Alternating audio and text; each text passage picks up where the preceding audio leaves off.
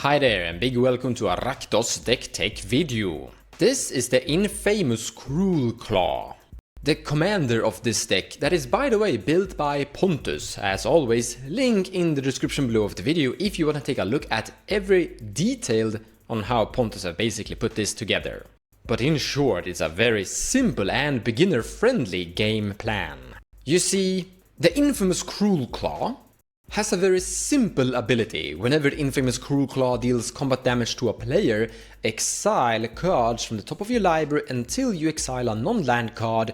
You may cast that card by discarding a card rather than paying its mana cost. So you're basically casting potentially really expensive stuff for free. So one approach here is to basically play casino. You're including an enormous high amount of really expensive stuff that you could randomly flip into and hope that you're able to cast something really expensive by just discarding a land. There is a chance though that you're going to discard something that is, or cast something that is very low CMC and still in the end, because you need to get your commander into play somehow. And it is a little bit tricky on exactly how you're going to win from just casting super expensive creatures or super expensive artifacts in general. Now we have a much simpler approach. We're going to manipulate the top card of our library. The color identity of black is in general really good at this. Vamp Tutor, Imperial Seal, Scheming Cemetery, and there are a few more weird ones as well. But from this we can basically program our entire deck to specifically cast one key card we're looking for. And that is Peer into the Abyss, or Bolas Citadel. With either one of these two you basically win the match. Peer into the Abyss is the more safer recommended option, by the way, go for that one in general.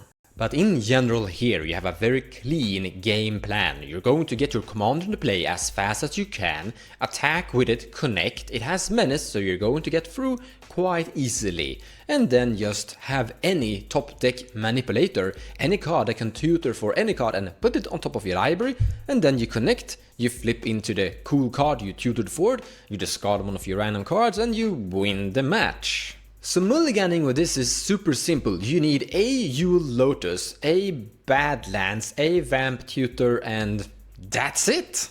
In other words, this commander has the potential of being really consistent and really fast in attempting victories.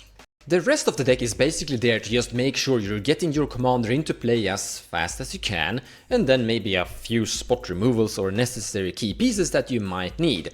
But also, you might need some fillers cards to make sure that some of your finishers actually work. Because, yeah, sure, you're winning the game by resolving a Peer into the Abyss, but you need to have a structure. You need to have stuff inside your deck that is winning from post Peer into the Abyss.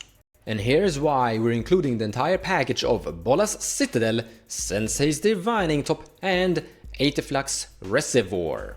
If you have these three cards in play, you basically win the match. But you can also win with the package of Underworld Breach, Lion's Eye Diamond, and Grinding Station. With these cards you can basically sculpt your entire graveyard in whatever shape or form you want and perform a victory from your graveyard. You're basically putting your entire library into your graveyard and figuring out a way to win from there. This means that we have to mention a very key card for this deck, and that is Praetor's Grasp. With this 3-mana black tutor you can search your opponent's library and steal a card you need in order to win. And that could just be Thassa's Oracle. So once you have milled yourself with Underworld Breach, Grinding Station and Lion's Eye Diamond, you can cast Praetor's Grasp from your graveyard, targeting an opponent, take the Thassa's Oracle, cast the Thassa's Oracle, and win the match. So there is still a form of challenge playing this deck. You're basically playing Goldfish. Because once you have attacked, cast your Vamp Tutor, flipped into Peer into the Abyss and cast the Peer into the Abyss without paying a mana for it, drawing an enormous amount of cards, your skill kinda begins in figuring out how you're going to win. To make this victory become easier, I highly recommend including as many fast mana rocks as you could possibly think of, like Mana Crypt, Mox Amber, Mox Diamond, Crow Mox, Mox Amber. Have I mentioned Mox Opal? No, I haven't. Simian Spirit Guide, Lotus Petal, Lion's Diamond, you get the picture. But then you also need the Dark Ritual, Cabal Ritual, Pyretic Ritual, Desperate Ritual, Jeska's Will, Dockside Extortionist. And then you include all the typical black tutors that you need to basically find whatever key piece you need to sculpt a victory. So the deck is very simple to actually explain in general. Rituals, high amounts of rituals, tutors, high amount of black tutors, and then just key victory pieces to finish the match. And then you squeeze in some extra interaction if you have a space extra. I guess that's the deck.